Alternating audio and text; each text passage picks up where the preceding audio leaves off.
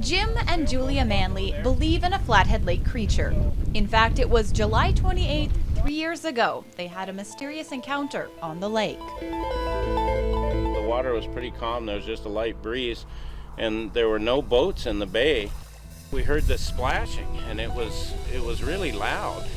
And then as we watched it, the splashing kind of died down, and whatever it was started moving. We could see these humps, and there were 2 or 3 or 4 humps showing at one time. The thing just subsided in the water and disappeared. With their boat parked off the shore of Big Arm because of a dead battery, the Manleys couldn't believe their eyes. It wasn't like I saw it and Jim said, well, maybe. We both looked at it and knew it was something. It was something huge, and it was alive.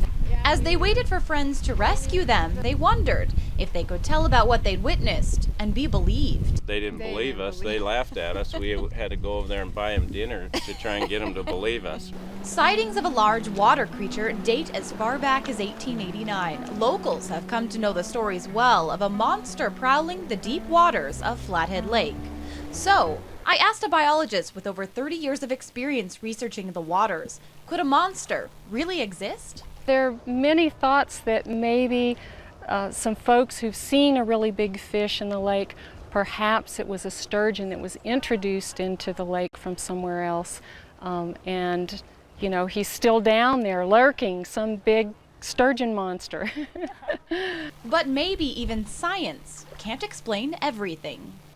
I've seen something very suspicious, and that was just a ripple of water along the lake surface when there weren't any boats anywhere around, and I've always wondered what that was. Since their sighting in 2005, the Manley story, as well as others, has traveled near and far. We don't really care if we make fools of ourselves, you know, but a lot of people do, and maybe if more people came out, more people would tell their stories.